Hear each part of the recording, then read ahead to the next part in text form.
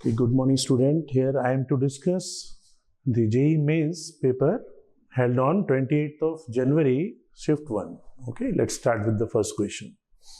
This will be on the easy side. Okay, this question paper is on the easy side. Some of the questions are little lengthy in calculation, rest is easy. Okay, so go with the first one. Find the ratio of the de Broglie wavelengths of the deuteron having the energy E and alpha particle having the energy 2E.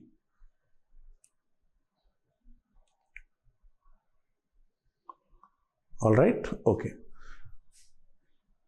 So as the de Broglie wavelength, if I am talking about de Broglie wavelength, lambda E, you can say it is h by p, or you can write down this as h upon under root of 2mke, kinetic energy.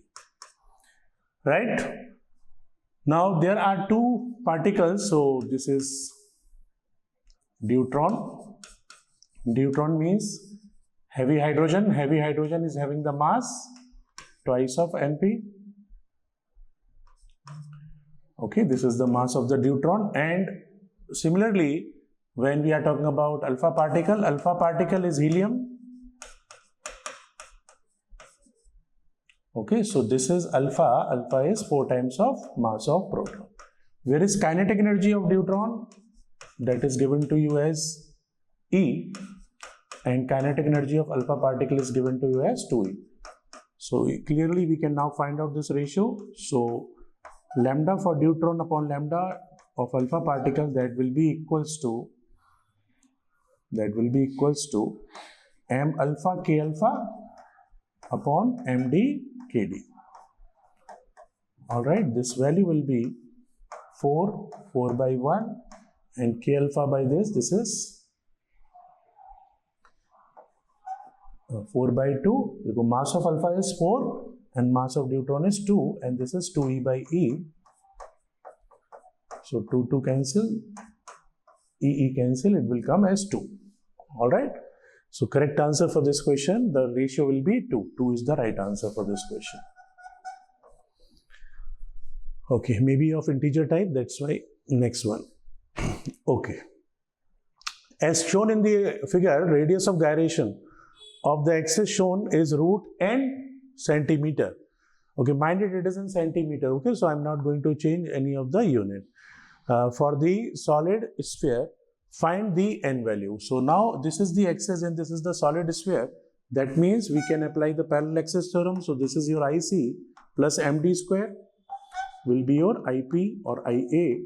So IA I can write down as IC plus MD square, which is 2 by 5 MR square plus MD square. And for radius of gyration, I by m, that will give you k square if k is the radius of gyration. So that means it is 2 by 5 r square plus d square. Now I substitute these values, so it is 2 by 5 into. No need to change centimeter because the answer they are asking in centimeter only. So radius is given to you 10, so it is 10 square plus this is 15 square. So 100 by 50, this is 20 into 2 is 40 plus 2, 25 will be 265. That's why radius of gyration is under root of 265. So what is the value of n? If I compare with root n, this is in centimeter only. The correct answer for n is 265. Okay, correct answer for n is 265. Move to the next one, easy question only.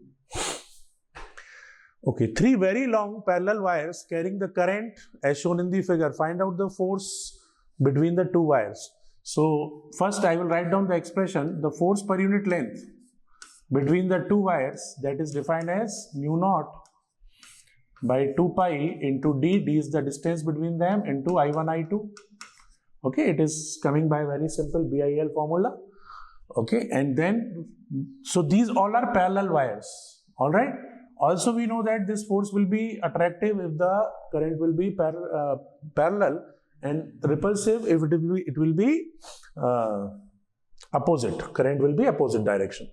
So now if I name them as 1, 2, 3, and we have to find out the force in the middle one, means on 2, then between 2 and 3 the current is parallel, so we are getting one force which is attractive as F1, and between 1 and 2 that is repulsive because the current is opposite, so this is repulsive, so we are getting both the force in the same direction, F1 and F2. And though they are infinite, but we have to find out for a certain length of 15 centimeters, so I can say the net force will be equals to mu naught into I2 I3 by 2 pi d3 or d2, this distance if I named it as d2, this distance if I named it as d1, then this distance will be d2 plus mu naught into I2 I1 upon 2 pi d1, and I am adding them because both are in the same direction, multiply by the given length. So I have to find out for 15 centimeter segment, that's why length will be multiplied as 15. Now these values we have to substitute to get the answer. So mu naught by 2 pi will be common, which is having the value 2 into 10 to the power minus 7 into length is 15 centimeter. Okay, then this will be I2 I3, it is 1 ampere into 2 ampere, that is 2. So this is 2 divided by d2 is also 2 centimeters, so it is 2 centimeter for centimeter. I took 10 to the power minus 2 outside. Plus I1 I2 will be 3 into 1, that is 3, and d1 is also 3 centimeter. For this 3 centimeter I already took this 10 to the power minus 2 outside. Alright, so this is 1 plus 1, that is 2. 10 to the power minus 2, 10 to the power minus 2, this is 1 plus 1, 2 into 2, 4, into 15 is 60. So 60 into 10 to the power minus 7 becomes 60 into 10 to the power minus 6 Newton. That will be my final answer. So 6 micronewton, that is your final answer, option 2. Alright. Move to the next one.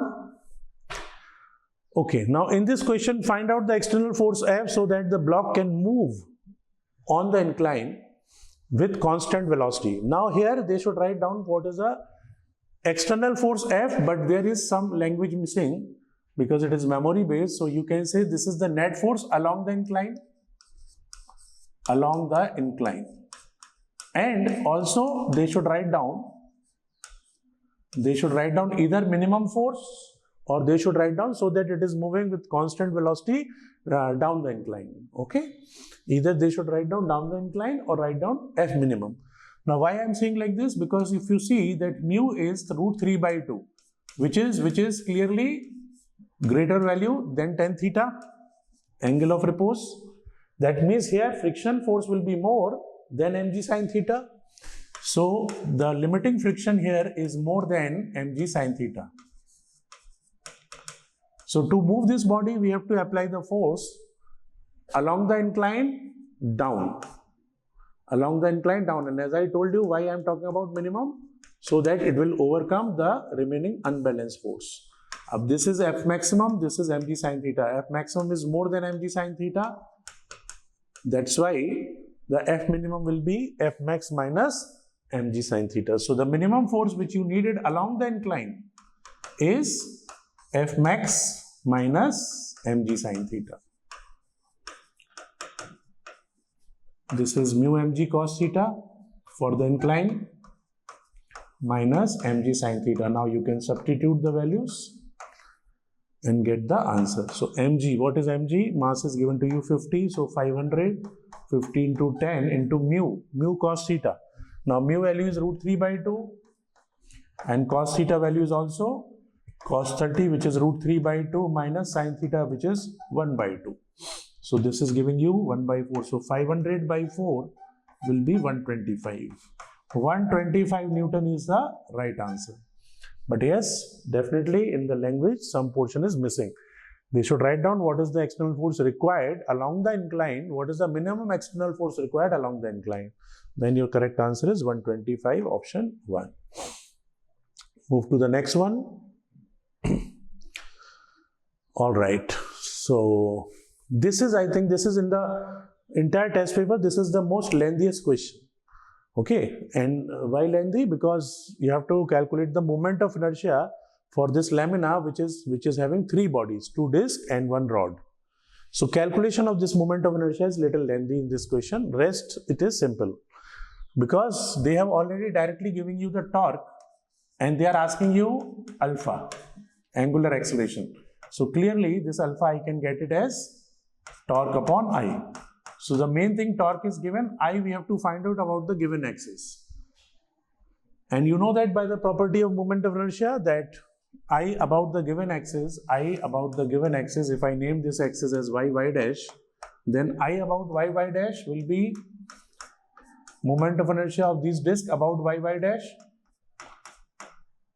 Okay, disk 1 and disk 2 about y dash, and moment of inertia of this rod about y dash. When the moment of inertia is about same axis, then only we can add. Okay, so this disk is D1, this disk is D2, this rod is R. Whether you can write down separately, so I am writing this separately. So I for D1 about y dash. Now this axis, this is attached, so we have to apply parallel axis theorem.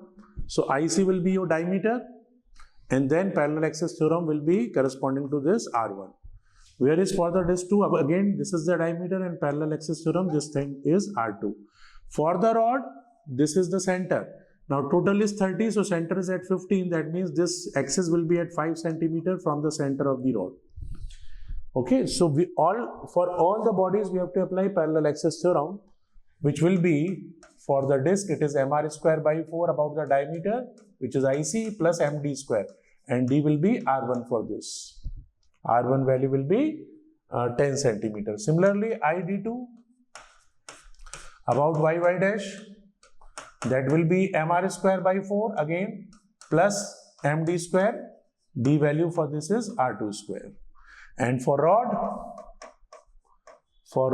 about y dash, y dash is not the center, so we have to again apply parallel axis theorem for this. And what is R, what is D for this is 5 centimeter. Okay, I explained to you already.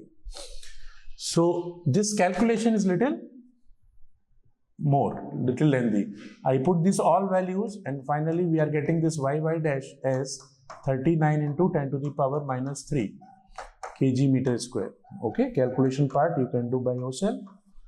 Okay, so please take care of the conversion also, because the distances are given to you in centimeter and masses are given to you in grams. After that, to get this alpha, we can directly put this torque. Torque is also given in dynes per centimeter. So convert dynes as 10 to the power minus 5 upon 10 to the power minus 2 will give you 10 to the power minus 3. That means this will give you 10 to the power minus 3 into 10 to the power 5 is 10 to the power 2. So torque is 4300 upon 39 into 10 to the power .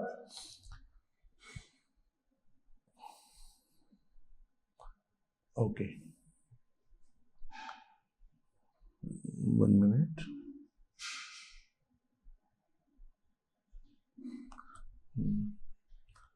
This is 10 to the power minus 3, this is 10 to the power minus 5, this is coming, okay. This is, okay. So here, wait. This power is not 43 into 10 to the power, dyne is 10 to the power minus 5, this is 10 to the power minus 2, so minus 7, so it is into 10 to the power minus 2. Alright, this is minus 3. So now you are getting 430 upon 39, which is approximately 11 radians per second square. Okay, that's why I told you, careful about the unit. Unit is very important.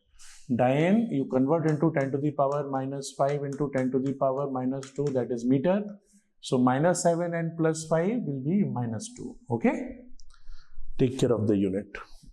Move to the next one. So most lengthiest question of this given test. Okay, again, next one, focal length of the convex lens in air. So very common question, and in fact we have done in the theory part also that when the biconvex lens, or when the lens will be submerged, when the biconvex lens from air to water, when biconvex lens of focal length f0, when this will be, this f0 will be in air. So when it is being placed in water, then its focal length will be increased by 4 times. Okay, simple lens maker formula. It will be increases by 4 times. Okay, and that's why what is the change? Change in the focal length, that is 4f0 minus f0, which will be 3 times of f0. Which will be 3 times of f0, which they are comparing with n times of f0. So what is the value of n? N value will be 3.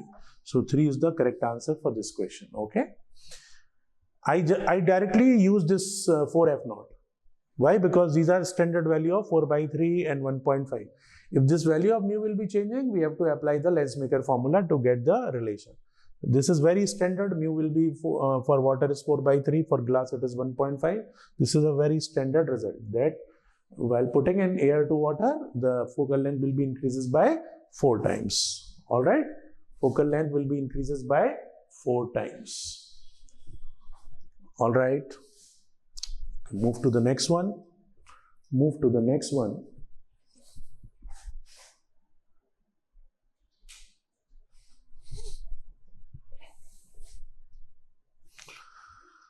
Okay, find the work done in bringing the charge of 3 nanocoulombs from infinity to point A. So we are bringing a charge from infinity. A charge Q0 is bringing from infinity to the point A. To the point A. So the simplest method to find out this work done is by change in potential energy. Change in potential energy, and change in potential energy we can find out by moving charge into delta V. So we have to find out V delta V. Obviously, because of the given charges, the potential at infinity will be 0. So we have to only find out the potential at A. So moving charge and change in potential is VA. If I get VA minus 0, that will give me the answer. So what is VA? It is Q, which is moving, into VA. VA is K Q1 plus Q2 by A, because both the charges are at the same distance from the point A. Both the charges at the same distance from point A, so their potential contribution at point A is K Q1 Q2 by A. Now just simply putting the values and get the answer. So moving charge will be 3 into 10 to the power minus 9. K is 9 into 10 to the power 9. Q1 plus Q2, that is 1 plus 3, that is 4 nanocoulombs again, 10 to the power minus 9. Divided by A is 3 centimeters, so 3 into 10 to the power minus 2. This is how 3 cancel, 10 to the power 9, 10 to the power 9 is cancelled, it is 36. 36 into 10 to the power minus 7 joules. That will be your answer for this question. All right. Okay, move to the next one. An electromagnetic wave traveling in the medium has its electric field given by E is equals to simplest question of the test. Okay, directly you have seen the equation is given to you, which is giving you the speed of light in the medium, and what is that? That is equals to omega by K. So omega will be 2 into 10 to the power 15 divided by K. K is given to you 10 to the power 7, which means it is 2 into 10 to the power 8 meter per second. That is the speed of light in the medium. So to find out the refractive index, it is C by V, means speed of light in air upon speed of light in the medium, that is 3 into 10 to the power 8 by 2 into 10 to the power 8 will give you the answer as 3 by 2, which is 1.5. 1.5 is the answer for this question. What is 1.5? Glass. That means they are talking about the medium, which is glass. Anyways, move to the next one. Okay, a circular coil of radius R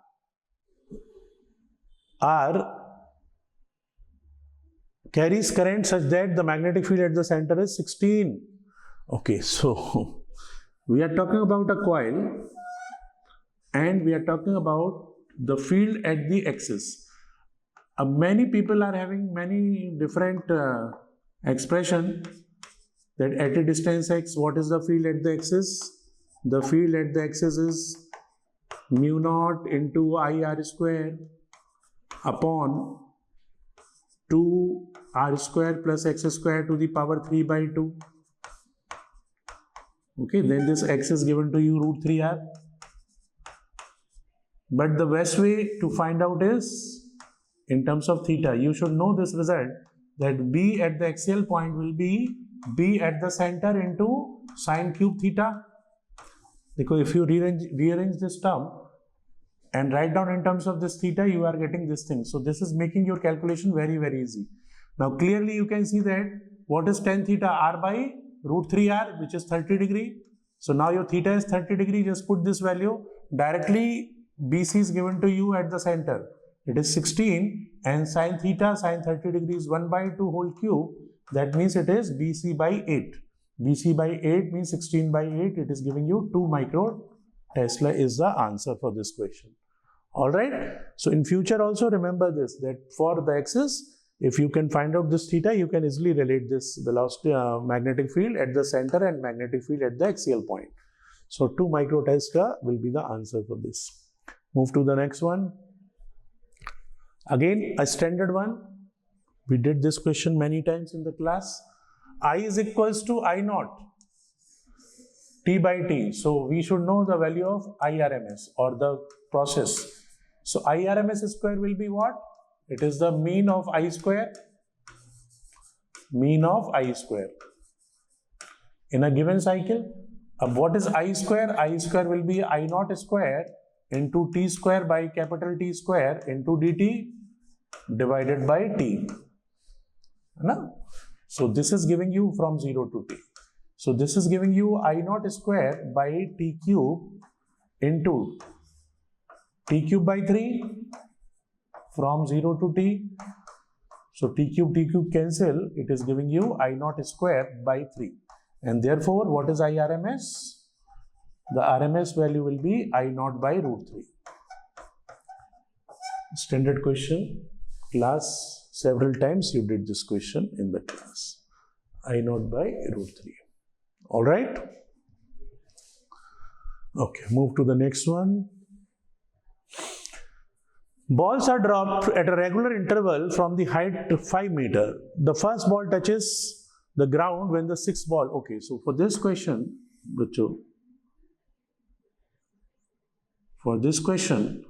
when the sixth ball is dropped, then the first ball is touching the ground. In between there are fifth ball, fourth ball, third ball, second ball. Okay, all these balls are present in between this path. The thing is that they are being released at a regular interval. Let us say I say this regular interval is T naught. That means the gap of the time interval between each one of them is T naught. So you can make the kinematic equation and you can solve it. But I will prefer the standard result. If you know the result that in every time interval, if the acceleration will be constant, which is g here, then in a regular interval of time, the distance ratio will be 1:3:5:7 like this. That means if I assume this distance as x, then next interval will be 3x, next interval will be 5x, next interval will be 7x, next interval will be 9x. So the total distance in terms of x I can write down as 25x, which is the total height. Alright, 1 plus 3 plus 5 plus 7 plus 9 will be 25. Alright, so this 25x is h, and they are asking you what is the distance between fourth and the first ball, this distance. So what is this distance? It is 25 minus 4x means 21x. So 21x they are asking. So is it easy? Now it is very easy because x we can write down as h by 25. And this is giving me 21 by 25 into h, which is 5, which is giving me 4.2 meter. So this is the easiest way. Kinematic equation also you can make it that, okay, 5 t naught square will be h equals to half gt square. Then for fourth one it is 2 t naught square, then subtract it. But that is the longest method. If you remember this result, 1:3:5 ratio, this is the easiest calculation. All right, it will save your time also. So 4.2 meter. Move to the next one. Fine. So they are talking about the diode which is having the forward voltage as 0.7. So if you see here, if I named it as A, already names are given to you. So that means A and C are in the forward biased and B will be in reverse biased. So there will be no current in the reverse bias. The current will be I and I in the forward bias, right? So here the current will be 2I by the junction law. You already know this voltage. This voltage is how much? 0.7 volt. That means you can get the voltage across this R. So what is this VR? This VR is equals to voltage is given to you how much? This voltage is given to you how much? 12. So 12 minus 0.7, that will be 11.3 volts, which should be equals to 2I into R. 2I into R. Now R value is also given to you. So this way you are getting I, which is 11.3 by 2 into R. R is 0.3 kilo. Kilo means 10 to the power minus 3. Or no need to do this kilo because then the answer will directly come in milliampere. So it is in milliampere. So 113 by 6 will be your answer in milliampere. So through A and C, the current which is passing is 113 by 6. They are asking through the diode 1, which will be your answer, okay? 113 by 6. Next one. For a PV curve is given as shown in the diagram, the curve path follows the equation V minus 2 is equals to 4AP. Find out the work done by the gas in the given cyclic process. Okay, so if I calculate this area of this rectangle, then this side is 2, this side is P naught. And if I say how to get this P naught, so to get this P naught, you already have V minus 2 is whole square is equals to 4AP. Corresponding to P naught, you can put the value either as V equals to 1 or either V equals to 3. So if I am putting this value of V equals to 3, let us say, so it is 1 by 4A. That means the P naught value will be 1 by 4A. Either you should know that area under this parabola, this area will be 1/3 of the rectangle. You can do the calculation very easily. Suppose if I am choosing the y equals to kx square from some minus a to a, and we will see the rectangle and the parabola. Easily you remember this thing. So this is 1/3 of the, we have to find out the area of this cycle. So area of this cycle, which is rectangle minus area of the rectangle minus area of this parabolic path, okay, which is 1/3. That means this is AR minus 2 1/3 of AR, which is giving you 2 by 3 of AR. What is this 2 by 3 of AR? It is 2 by 3 into area of this rectangle is 2 into P naught, and P naught value will be 1 by 4A. So this 4 and 4 cancel, this value will be 1 by 3A. 1 by 3A. 1 by 3A is the right answer for this question. And mind it, this is a anti-clockwise cycle. That means area under CD is more than area under this parabolic path D to 2 to C. So for anti-clockwise cycle, work done is coming negative. So that's why one negative sign. This is the magnitude of the area. So for work done, you have to write down with minus sign also. That's why it is minus 1 by 3A is the right answer for this question. All right. Everyone, move to the next one. Now, an atom 8x3 is absorbed some electron, some neutron and some proton. So 8x3 will be absorbing some nucleons and making Y. So I'm interested in this atomic mass A. So suppose if it is that atomic mass is from A1 to A2, then how do we find out A2? How many number of nucleons will be added in this 8? So 10 protons and 9 neutrons means 19. So 8 plus 19 nucleons will make it 27. That means Y will be having the atomic mass as 27. Now in the nucleus, you know the radius of the nucleus will be R0, a to the power 1 by 3. That means Rx by Ry will be Ax by Ay to the power 1 by 3, which is 8 by 27 to the power 1 by 3 gives you 2 by 3.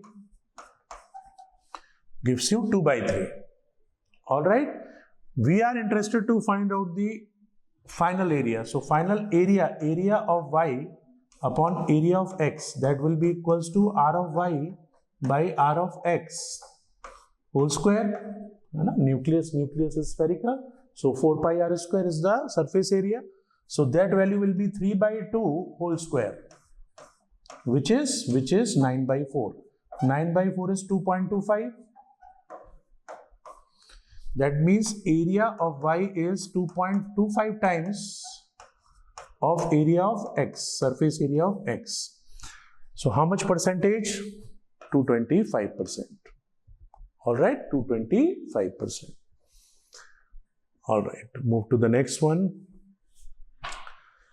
10 kg of ice at minus 10 degrees centigrade and 100 kg of water at 25 is mixed together. Find out the final temperature. So let's make the flow chart. Ice at minus 10. Needed energy to reach to 0 degree.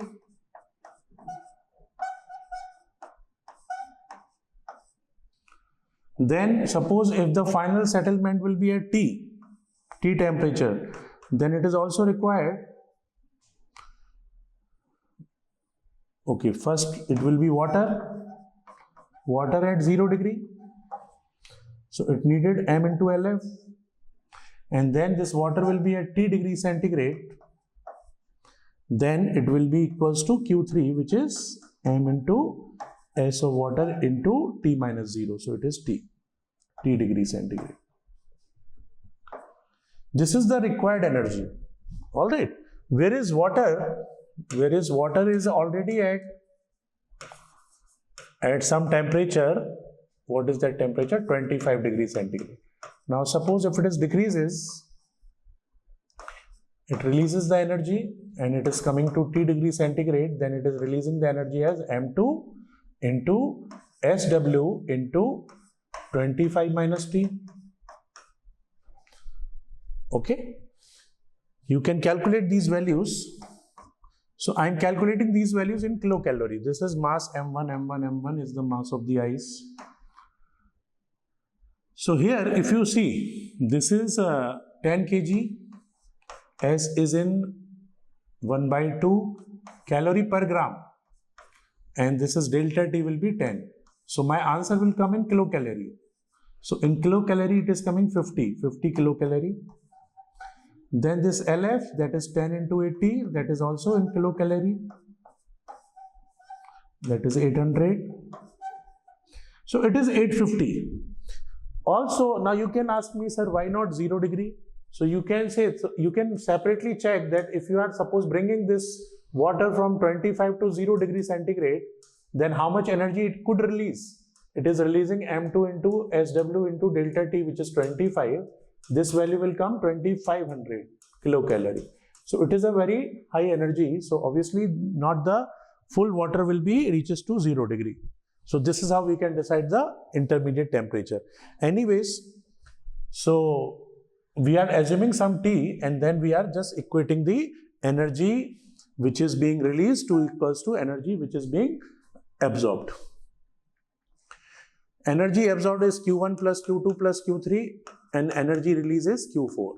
They should be equal at some equilibrium temperature, which is 850 plus 10 into 1 into T. That should be equals to M2. M2 is 100 kg, so 100 kg into 1 into 25 minus T. Right? right? Now, from here, I took this term on this side, so it is 110T, that is equals to 2500 minus 850, which is 1650 divided by 110 gives me the final temperature as 15 degrees centigrade. Alright, so what is the final temperature? That is 15 degrees centigrade. Okay, calorimetry, popular question, very familiar question. In the classes, you have done this type of question many times. Okay, move to the next one. The particle moves according to the equation, the potential energy is maximum. So it is x equals to a sine omega t. That means at t equals to 0, where is the particle? At t equals to 0, the particle will be at mean position. At mean position, your potential energy is minimum. And we want to go to the potential energy to be maximum, which will be at extreme, at extreme positions. Extreme position. I am interested in the minimum time. So from t equals to 0 to x equals to 0 to x equals to a, how much time it will take? T by 4. That means if I compare this with t by 2 beta, then clearly the beta value will be nothing but 2, because 2 beta is 4, beta is 2. So 2 is the right answer for this question. Here beta value will be, minimum value of beta, that will be equals to 2. Alright.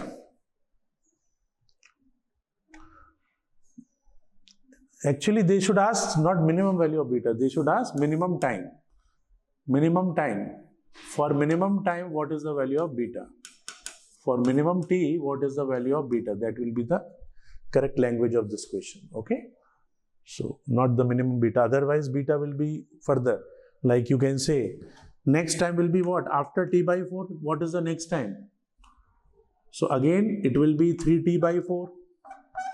Next time will be at the extreme position. So, here, if I compare, I am getting the beta value will be what?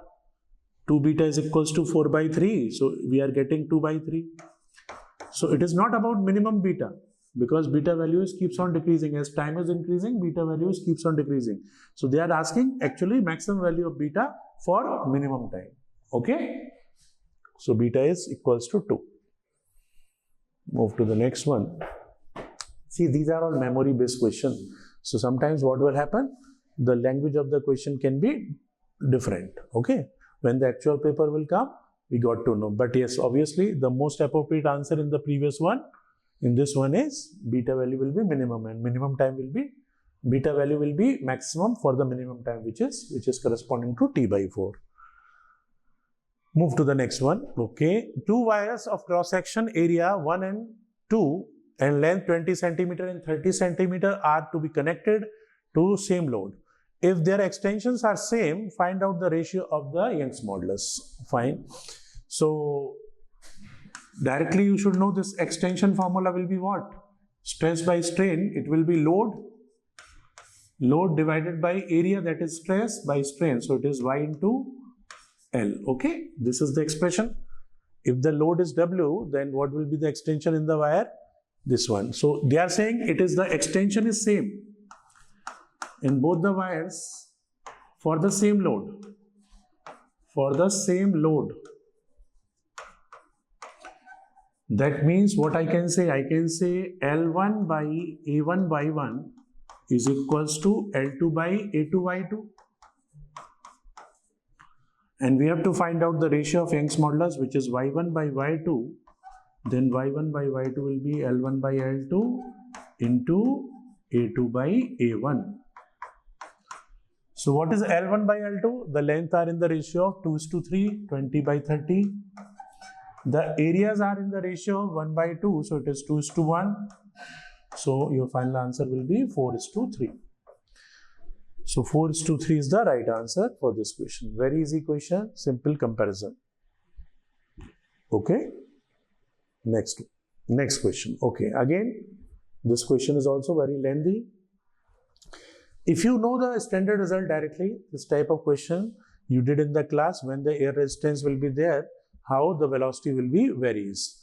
If you did this in the class, you can directly give the answer for this, else we have to drive it. So I'm going to drive this. A particle is under gravity. A particle is under gravity, and it will be also governed by the resistive force, which is minus kV. In this case, the velocity keeps on increasing, and in this case, as this force is increasing with the velocity, so clearly after some time it is getting the terminal velocity, and at that time of terminal velocity, what will happen? The force will be zero. So suppose if they are asking the direct formula, that terminal velocity is what? Terminal velocity will be constant. That time force is zero means mg will be balanced by this k into Vt. So you are getting Vt is equals to mg by k. That means after a long time the velocity must be constant. So either you can directly give the answer, you don't need to drive it. Here the velocity is not constant after time, here the velocity is not constant after time, here the velocity is coming to zero. But only this is the case when the velocity becomes constant after the time. So the correct answer is going to be 2. Otherwise you can drive it also. You can write down at any instant when the velocity is v, that instant what is the acceleration or what is the force? It is mg minus this viscous force, drag force, that is kv divided by m. So this a will be equals to g minus kv by m, and then you can write down this as dv by dt. Okay, I already solved it by the logic, right? Now here, if you want the expression, you can do it in this way. So dv divided by g minus kv by m, that will be equals to dt. Okay, we can now solve it very easily. We are getting v is equals to mg by k into 1 minus e to the power minus kt by m. That will be my answer. So clearly you can see that it is exponentially increasing graph, which is after some time is acquiring the constant velocity, right? Which is called terminal velocity. That will be the expression. Okay. So logically, again, as I told you, it is a calculative one, but if you are aware of this type of thing, that when the equation will be in this way, a equals to g minus, after some time it will definitely going to acquire the terminal velocity. So clearly you can mark your answer, correct answer. Okay, move to the next one.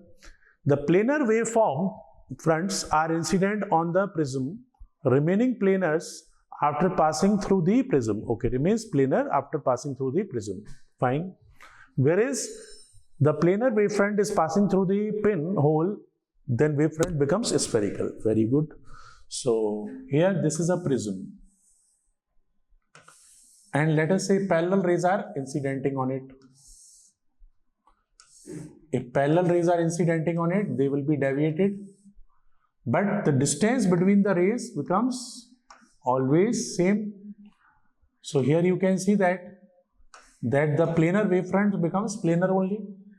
Whereas if they are passing through the slit, this is diffraction mein hota hai. So suppose if the parallel rays are incident on this in this slit, then according to hygiene, this point will be behaving as a source, as a point source, and the light will bend and it will form the spherical wavefront. Yes or no? So first statement is absolutely true. But simultaneously, this is also true that if you are keeps increasing the slit size, if I keep increasing the slit size, then also it will bend, but it will bend slightly. So you can say it becomes curvature. Curvature will be increasing now. If you increase the width even more, the parallel rays will be going parallel only. Means you can say that its radius will be increases to infinity. Radius of curvature is increases. So size is small means curvature is less. Size is bigger, it is almost planar. That's why radius will be keeps on increasing. So this is what is written, that if the slit width is increasing, the curvature is increasing, and it is almost planar if the size of the slit is quite large. So both the statements are correct only. Move to the next one. Okay, fine. So in almost 2 shifts, they have given the unbalanced Wheatstone bridge. But good thing is that they are giving the symmetry. They are giving the symmetry for unbalanced Wheatstone. So anyway, so for this type of question, you have to find out the value of x. X is the x by 5 is the equivalent resistance across AB. So the process is that first you assume some battery across AB. First you assume some battery across AB. And assume some current I.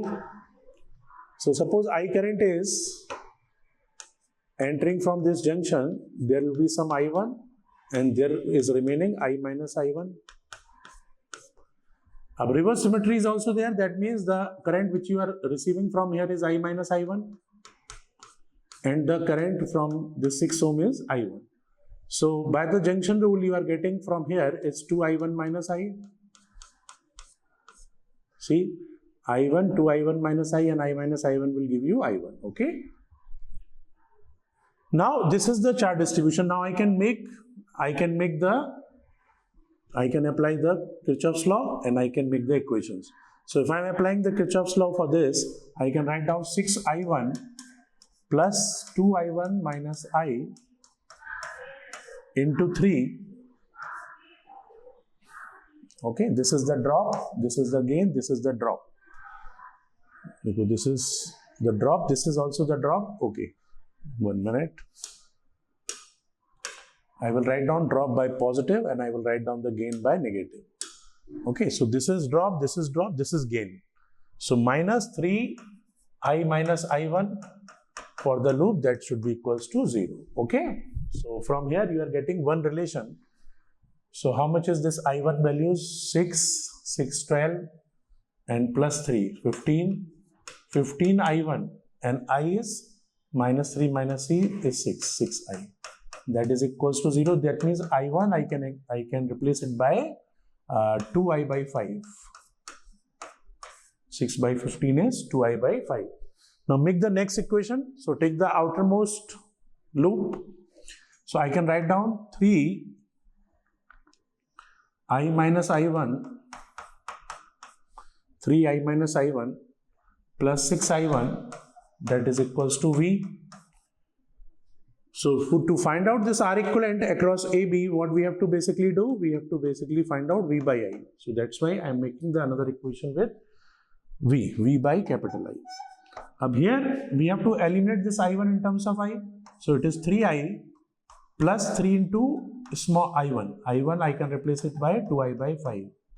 That is equals to V. So what is V by I?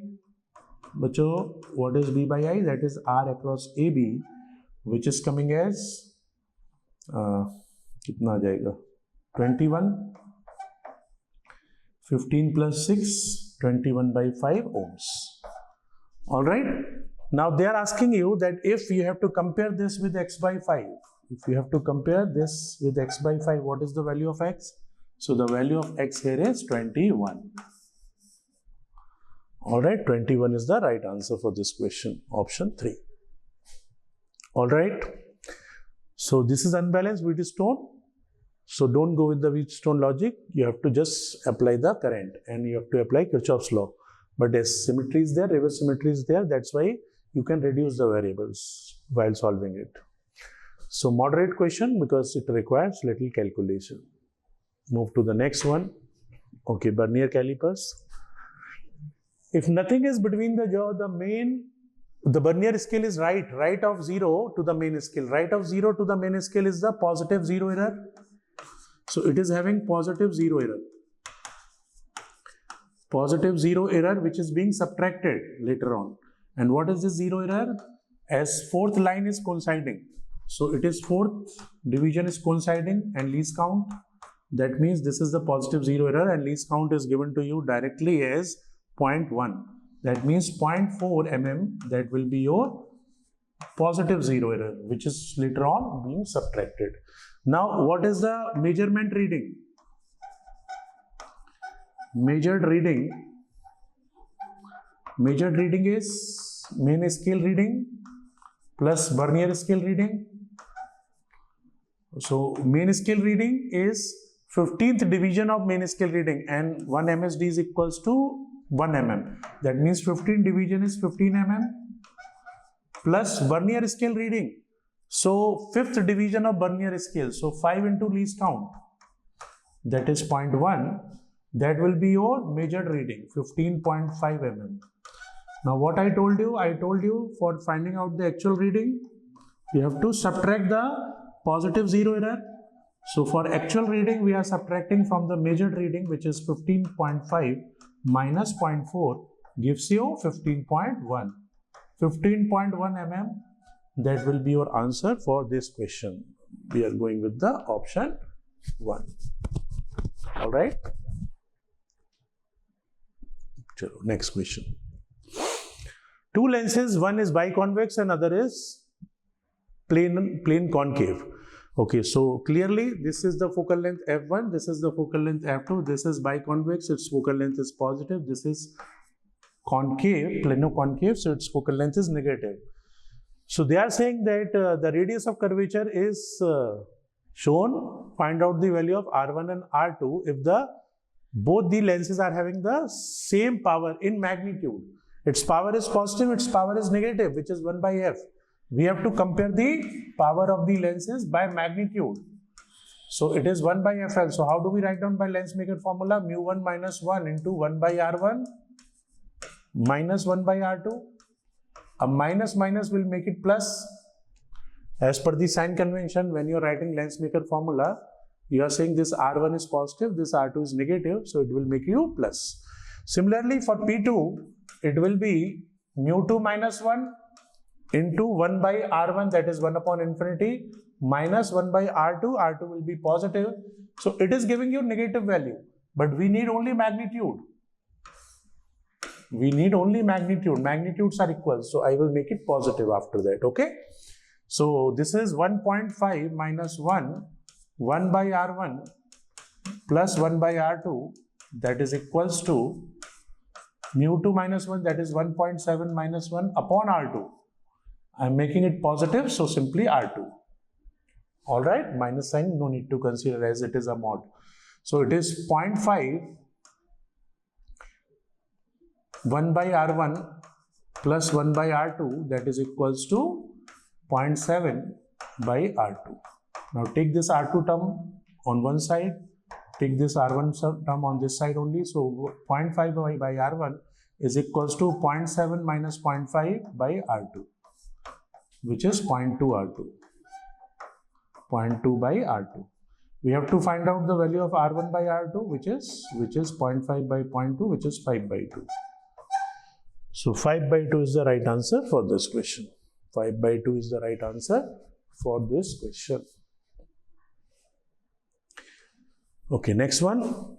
They are asking for the E. Okay, so I can see that there is a combination of the cells which is series in the first case and parallel in the second case. Okay, so directly I will replace this E equivalent. So in series, what is E equivalent? It is E1 plus E2 plus E3, that means it is 2E. And what is R equivalent? R equivalent is R1 plus R2 plus R3, so it is 2R. So in this case, what is I1 you are getting? You are getting E equivalent, that is 2E by R equivalent plus R, which is 6 plus 2R. R plus R is 6 plus 2R.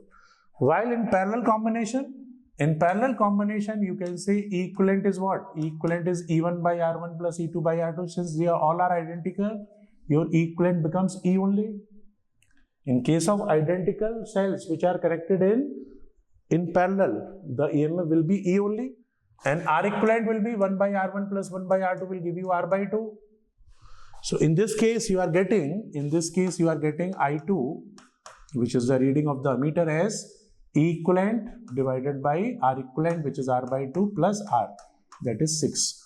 Now they are saying in both the cases the ammeter reading is same. That means I1 is equals to I2.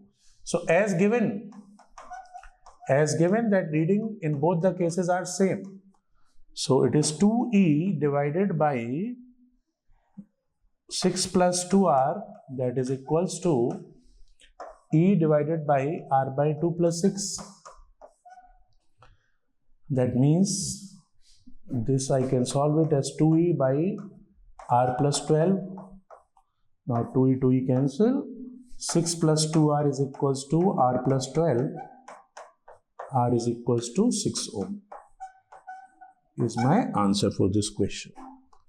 Okay. Option 1. Answer for this question. So combination of series parallel. Fine. Now next one. Ice is being heated from -20 to 200. So make the chart. Ice at -20. First it will absorb the heat to bring it to 0 degree. Ice at 0. Then it is again needed energy for water to be at 100, water to be at 0. Then again it is needed the energy for water to be at 100. Then again it is needed the energy for water to be steam at 100. And then again this steam will be at 200. Needed energy. So in 5 steps you are needed energy. 5 steps. In 2 steps temperature is not changing. When this is the phase change, ice to water and water to steam. So now let's see. So I can clearly see that we have to start with -20 and we have to go up to 200. Okay, and in 2 phases you are not getting any of the change in the energy. Okay, so if I look into this, this is suppose 20 to 0. 20 to 0 you need the energy.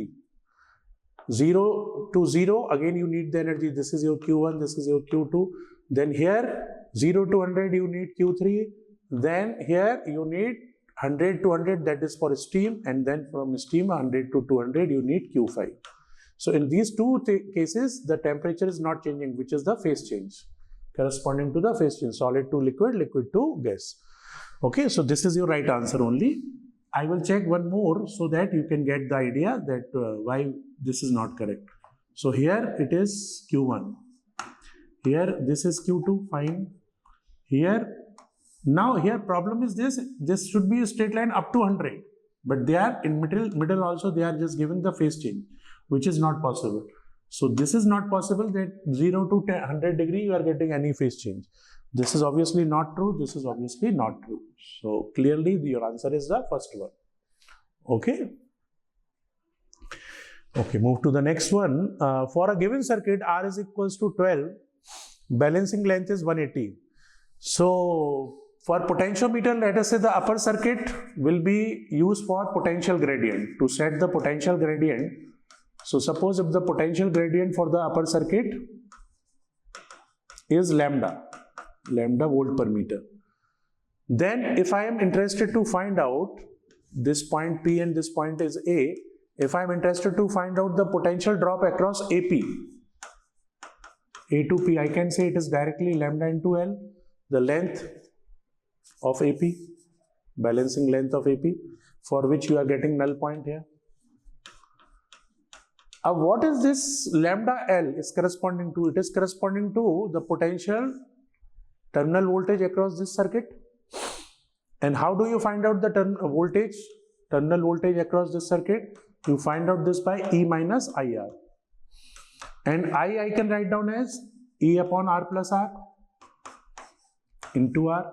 That means this value will be E into capital R upon R plus R. Alright, so terminal voltage across this cell, unknown cell, will be equals to ER by R plus R, which is also equals to potential across AP. So that means I can equate it with ER upon R plus R. Now, you are changing the value of capital R in the 2 cases and you are also getting the different balancing length. So now here I can say that first equation will be corresponding to L1 when we are taking R1. Second equation is corresponding to L2, which is corresponding to the new resistance R2. Now these are your 2 equations. We can divide them. If I am dividing them, it is L1 by L2, that is equals to R1 by R2 into this is R2 plus R, this is R1 plus R. We can easily find out the value of internal resistance small r. Okay, put the values and get the answer. So I'm just substituting these values. L1 by L2, what is L1? It is 180 centimeter. What is L2? It is 120 centimeter. That is 3 by 2. Is equals to R1. In the first case, R1 is 12. So 12 into, in the second case, R2 is 4. 4 plus R. R2 is 4. R1 is 12. 12 plus R. This is also 3. 3, 3 cancel. So 12 plus R is equals to 2 times of 4 plus R, which gives you 2R minus R is equals to 12 minus 8. R is equals to 4 ohm. So 4 ohm is the correct answer for this question. 4 ohm is the right answer for this question. All right, move to the next one. Okay, so this is it. So we have done this. So a nice test paper. Some of the questions are lengthy, especially that moment of inertia question. There is another question also which is lengthy. For example, terminal velocity in which the air resistance is given. But that question can also be solved by logic, okay, where you don't need any calculation. Especially for moment of inertia question, you need the calculation. And parallel wires also, there is some calculation required, but they are easy calculation. So I will keep this test paper on the easy side, okay. Out of all the sessions, this question paper will be on the easy side. And the cutoff should go something around, for 99 percentile, definitely somewhere between 160 to 170. For 99.9, it should be 220 plus, okay. So hope you did well in the exam. Thank you very much.